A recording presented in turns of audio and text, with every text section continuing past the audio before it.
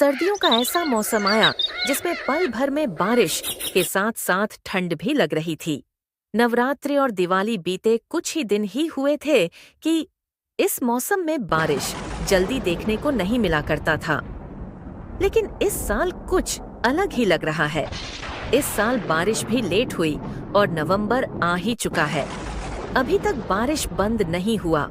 हवा की सिसकियां और ओले गिर रहे हैं। गांव और शहर के सभी लोगों इस मौसम की वजह से घर से बाहर निकल नहीं पा रहे थे।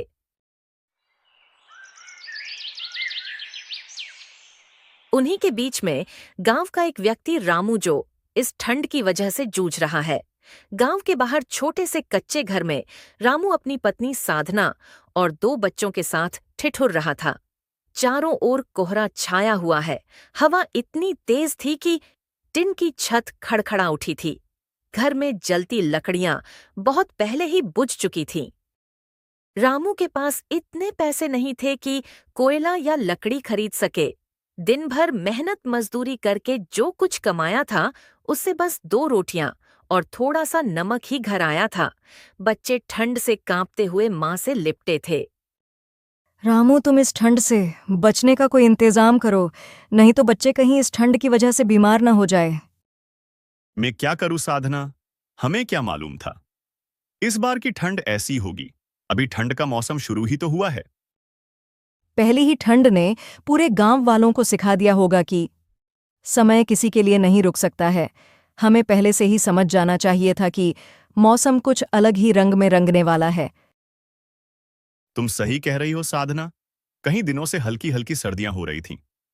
हमने इसे हल्के में ले लिया। अब हम ही पर ही भरी पड़ गया। रामू के पास एक नवजात शिशु है जो 6 माह का है। उसे भी इस ठंड ने जकड़ लिया। उसके स्तन पे एक भी कपड़े नहीं थे, सिवाय एक चादर के। वो भी उसे ठंड से नहीं बचा पा रही थी। वहीं दूसरी ओर गांव के कुछ अमीर और सरपंच मिलकर आंगन में आग की मशाल जलाकर ताप रहे थे। आग की लपटें इतनी थी कि उन सब का शरीर गर्म से जूझ रहा है। शर्मा जी, देखिए तो इस साल तो ठंड तो बहुत पहले ही हो गया है। यहाँ तक कि पास में खड़े लोग नहीं सही से दिख रहे हैं। हाँ दयानंद, तुम सही बोल रहे हो। इस साल की ठंड तो बहुत पहले ही हो गई। सबसे बुरी हालत तो इन गरीब गांव वालों की होती होगी, जो समय रहते वो सब अपने लिए बंदोबस्त नहीं कर सके। दयानंद पांडे थोड़ा अकड़ के साथ तेज आवाज में शर्मा को बोले। अरे छोड़ो उन गरीबों को, उनकी चिंता किसको है? मरे या जिए हमको क्या है, हम तो बस उन सब का हक छीनने के लिए सरपंच की कुर्सी पर बैठे हैं। ऐसे ही नहीं हमने अभी तक इतने जल्दी आलीशान महल बनवाया है। तभी तो हम सोचे, तुम्हें 3 ही साल हुए हैं सरपंच बने, ये सब धन कहाँ से आया? तुम तो इन गांव वालों का हक छीन रहे हो। तुम्हें तो सोचना चाहिए कि वो सब नहीं रहेंगे तो तुम्हारा क्या होगा। इन गरीबों से तो हमारा जीवन चलता है। तुम्हें इतनी चिंता क्यों हो रही है इन गरीबों से? क्योंकि हम भी इन गरीबों की तरह जीवन व्यतीत किया हूं। हमें भी मालूम है गरीबी क्या चीज होती है। कई दिनों तक हम भूखे ही सोए हैं। ये दोनों आपस में बहस करते करते सुबह हो गई।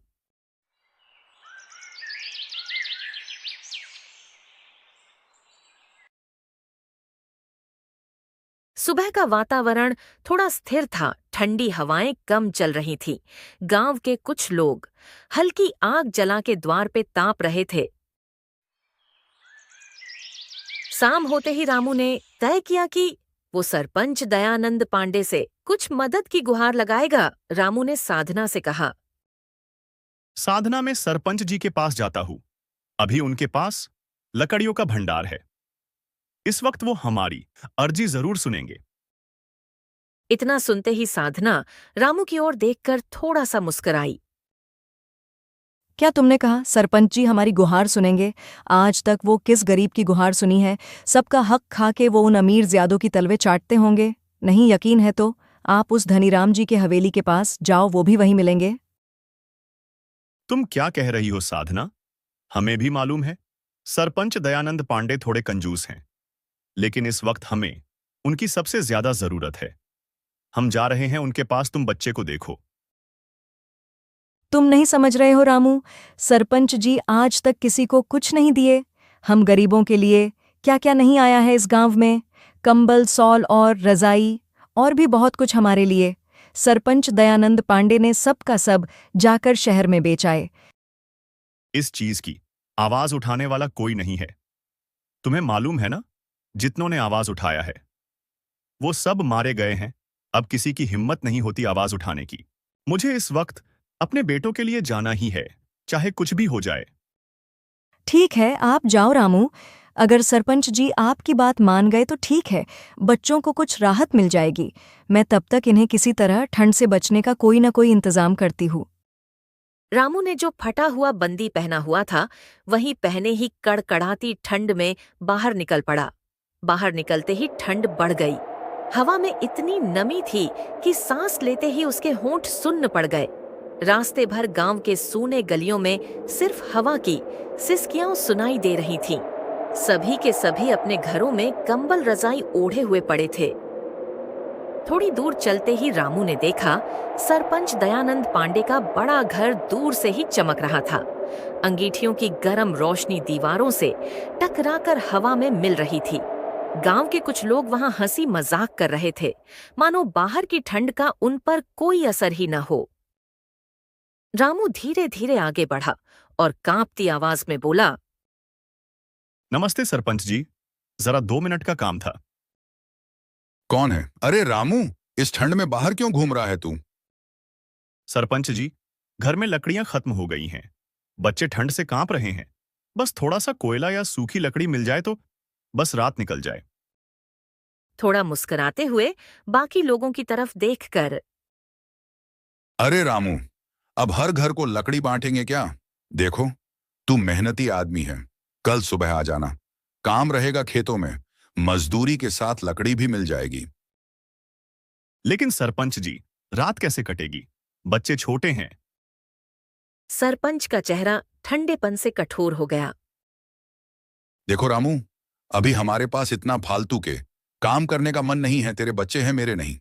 तू इस गांव का वो गरीब किसान है, तुझे देखकर भी जरा तरस नहीं आता। हमने बोल दिया तुझे, अभी सबका इंतजाम करने का वक्त नहीं है। तू खुद ही समझदार आदमी है, किसी पड़ोसी से कह दे, सुबह सब ठीक हो जाएगा।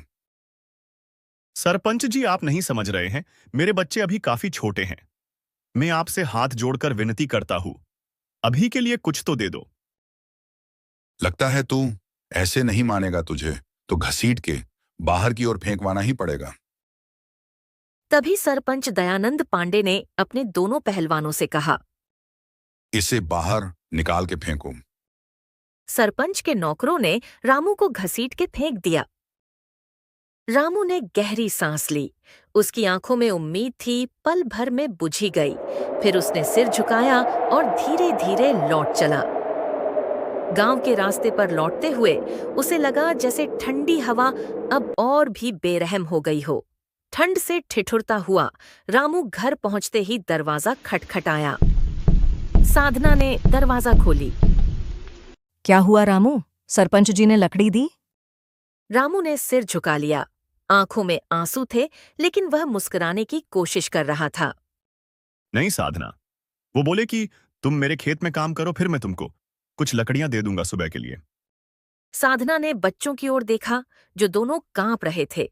फिर उसने धीमे स्वर में कहा, ठीक है रामू, अब जो होगा सुबह होगी तो देखा जाएगा। अभी बच्चों को बीच में लेकर बैठो, मैं कुछ कोशिश करती हूँ।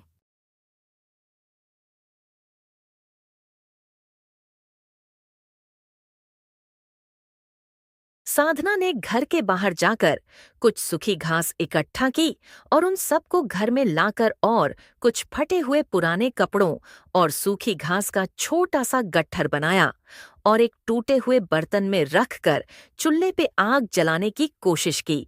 धुआं उठते ही बच्चे खांसने लगे, मगर थोड़ी देर में गर्मी घर में फैल गई। माँ, पूरे घर में धुआं फैल उठा है। हमारी आंखों में जलन सी हो रही है। बस राहुल, कुछ ही देर की तो बात है, धुआं गायब सा हो जाएगा। तुम बाबू को आंखों पे ढक दो और अपनी आंखें कुछ समय के लिए बंद कर लो, तुम्हें जलन महसूस नहीं होगी। ठीक है माँ। राहुल ने आंखें बंद कर लीं। रामू ने नवजात शिशु को एक जगह पे सुलाया। कुछ ही समय में पूरा घर गरम सा हो गया। सबको राहत की सांस मिली। रामू ने बाहर देखा। आसमान में बादल अब भी घने थे, पर दूर कहीं एक हल्की रोशनी थी, शायद सुबह होने का संकेत। रात और गहरी हो चुकी थी। हवा की सिसकियां अब हूक बनकर घर की दीवारों से टकरा रही थीं। कोहरे ने मानो पूरे गांव को एक चादर में ढक लिया था, ऐसी चादर जिसमें न गर्मी थी न उम्मीद। रामू बच्चों को चादर से बार बार ढक रहा था, कहीं उन्हें ठंड न लगे। साधना की गोद में उसका छोटा सा बेटा सोया हुआ था। अभी वो 6 माह का था। साधना की आंखों में थकान थी, पर उसके हाथ अब भी आग को जिंदा रखने की कोशिश कर रही थी। लकड़ियां कब की राख बन चुकी थीं और धुएं में बच्चों की खांसी की आवाज गूंज रही थी। रामू ने साधना की ओर देखा। उसके फटे आंचल से निकलती ठंडी सांसों में भी ममता जल रही थी। अगर सुबह तक ये गर्म धुआं नहीं रहा तो शायद। रामू के गले से आवाज अटक गई। आगे के शब्दों ने जैसे बोलने से इनकार कर दिया। साधना ने हल्के से रामू का हाथ थामा। रामू, भगवान सब देख रहा है, शायद वो हमारी सुन ले। बाहर आसमान में बादल गड़गड़ा उठे और बिजली की एक लकीर अंधेरे को चीर गई। बारिश फिर शुरू हो चुकी थी, बूंदें नहीं, जैसे सुइयां गिर रही हों धरती पर। रामू ने राहुल को कसकर अपनी ओर किया। उनकी छोटी हथेलियां ठंडी थीं, जैसे बर्फ की सिली हो, पर उनकी सांसें अब भी चल रही थीं। यही उम्मीद थी, यही जीने की वजह।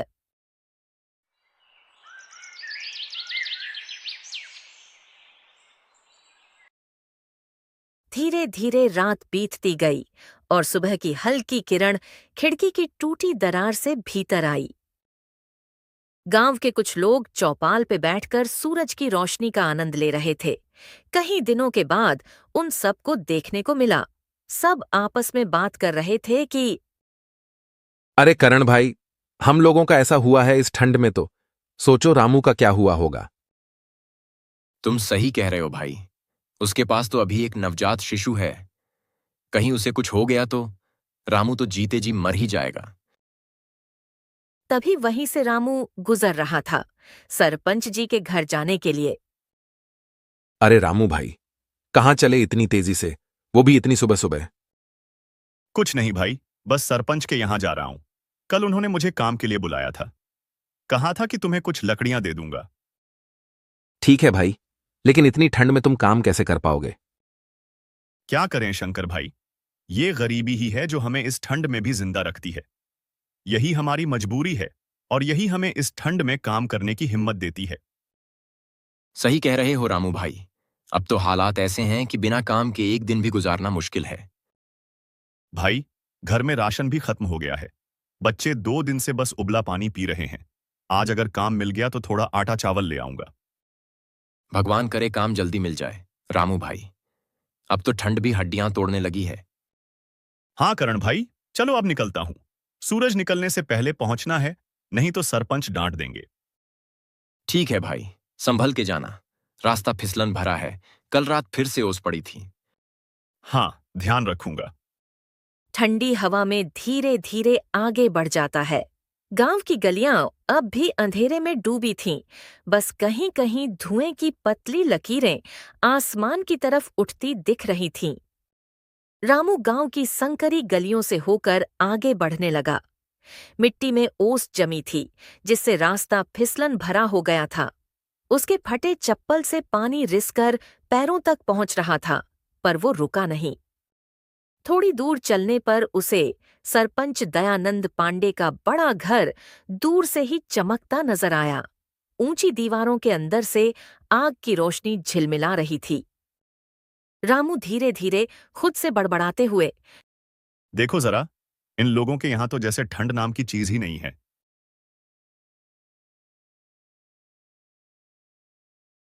वो दरवाजे तक पहुंचा, झिझकते हुए अंदर झांका। आंगन में कुछ आदमी अंगीठी के पास बैठे हंसी मजाक कर रहे थे। सरपंच आराम से कुर्सी पर बैठे आग के मजे ले रहे थे। रामू ने कांपते हाथों से सलाम किया। नमस्ते सरपंच जी, आपने बुलाया था काम के लिए? सरपंच ने ऊपर देखा, फिर तिरछी नजर से मुस्कुराए। हाँ रे रामू, बुलाया था। तू आया भी बड़ा जल्दी।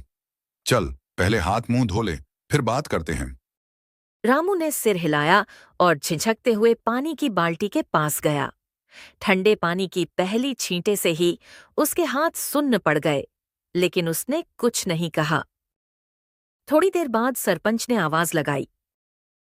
अरे रामू सुन, तेरे लिए कुछ खास काम है आज, पर थोड़ा अलग तरह का काम है। रामू ने चौंक कर पूछा। कैसा काम सरपंच जी? तुम इतना मत सोचो रामू, तुमको सिर्फ मेरा एक छोटा सा काम करना है, वो भी नदी किनारे जो खेत है हमारा। मालिक उधर तो इतनी ठंड होगी कि मैं उससे सहन नहीं कर सकता। तुम्हें वही काम करना है इस वक्त, नहीं तो तुम जा सकते हो। सरपंच दयानंद पांडे रामू की इस हालात पर जरा सा भी तरस नहीं खा रहा था, क्योंकि उससे भी मालूम है रामू को इस वक्त लकड़ियां और राशन की सख्त जरूरत है। रामू भी बिना सोचे समझे हाँ बोल देता है। ठीक है सरपंच जी। रामू चुपचाप खेतों की ओर निकल पड़ता है। रास्ते में हर जगह उसे ओस के अलावा कुछ और नहीं दिखाई दे रहा था। कुछ ही समय में रामू नदी किनारे खेत की ओर पहुंच गया। अपना काम करने लग गया, एक तरीके से खोदने लगा। ठंड इतनी लग रही थी कि रामू को काम करने में दिक्कत हो रही थी। काफी देर तक खेतों में था, लेकिन रामू से एक कोना भी नहीं हुआ। वो हार मानकर सरपंच के पास जाने लगा। कुछ समय में पहुंच सारी बात बताई। सरपंच जी, हमसे वो काम नहीं होगा, कुछ और हो तो बताओ हमें। इतना सुनते ही सरपंच दयानंद पांडे रामू पर भड़क गए। तुमसे एक काम नहीं हो सकता तो, और तुम्हें लगता है और भी कोई काम देंगे? तुम अभी के अभी यहां से चले जाओ। मालिक, हमें कुछ लकड़ियां ही दे दो, हमें इस वक्त सबसे ज्यादा जरूरत है। मेरे पास एक 6 माह का बालक है, उससे इन लकड़ियों की सख्त जरूरत है। चले जा यहां से, तुझे कुछ नहीं मिलेगा, एक भी लकड़ियां नहीं। सरपंच रामू की बात नहीं मानते। रामू निराश होकर घर की ओर चल पड़ा। रामू घर पहुंचकर साधना को बताया सारी बात। साधना, सरपंच ने हमें लकड़ियां नहीं दी, उन्होंने हमें ऐसा काम दिया कि हम उनमें असफल हो गए। जाने दो रामू, जो हमारे किस्मत में होगा वो होकर ही रहेगा। रामू और साधना दोनों कुछ घास और लकड़ी की कंडी के सहारे उन्होंने पूरी रात गुजारी। साधना के गोद में उसका छोटा बेटा पड़ा हुआ था। उधर सरपंच दयानंद पांडे को थोड़ा सा दुख हुआ कि मैंने आज कुछ तो गलत किया हो। 20 साल पहले ही सरपंच दयानंद पांडे का 1 वर्ष का बेटा इसी मौसम में मृत्यु हुई थी। मैं कल जाकर उससे माफी भी मांग लूंगा और कुछ लकड़ियां भी दे दूंगा, ताकि उसकी मदद हो सके।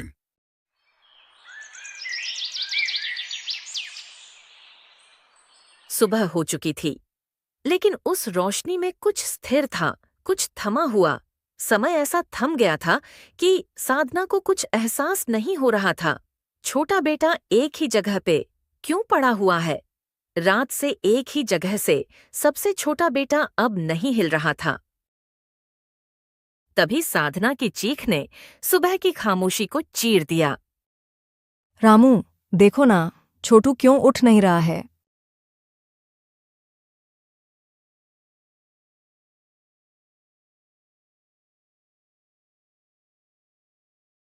क्या हुआ साधना, तुम ऐसा क्यों चिल्लाई हो? छोटू को क्या हुआ है, तुम देखो ना। रामू ने जैसे ही बेटे को छुआ, उसके हाथ कांप उठे। उसकी आंखों से बहते आंसू बर्फ बनकर गालों से टकरा रहे थे। साधना भी रामू की ओर देखी। उसको भी एहसास हो गया अब नहीं रहा छोटू। रामू ने आसमान की ओर देखा। हे भगवान, अगर यही इंसाफ है तो हमें अब और सांसें क्यों दी? गांव के कुछ लोग आए रामू के घर। ये सब नजारा देखकर उनके भी आंखों में आंसू आ गए। देखते देखते पूरे गांव में खबर फैलते देर न लगी। सुबह जब सरपंच दयानंद पांडे लकड़ी लेकर पहुंचे तो रामू के घर से उठते धुएं में सिर्फ राख थी, आग की नहीं, किसी बाप की उम्मीदों की। देख लो सरपंच दयानंद पांडे, तुम्हारी वजह से जो आज हमारे घर में मातम सा छा गया, वो देखो तुम्हारी गलती की सजा। सरपंच दयानंद पांडे छोटू की ओर देखा, उसे देखते रह गया। छोटू एकदम मूर्छित सा हो गया। मुझे माफ कर दो रामू, हमें नहीं मालूम था कि तुम्हारे घर की हालत सच में इतना खराब है। इतना कहकर दयानंद पांडे सिर झुका दिए। साधना चुप थी, उसकी आंखें सूनी।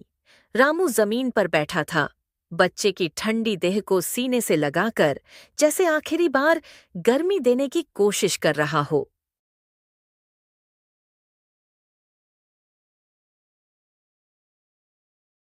उस दिन के बाद से गांव वालों ने कहा, ठंड तो हर साल आती है, पर इस बार वो किसी की जिंदगी ले गई। और रामू, वो अब भी हर सुबह गांव के किनारे दिखाई देता है जहां उसका कच्चा घर था।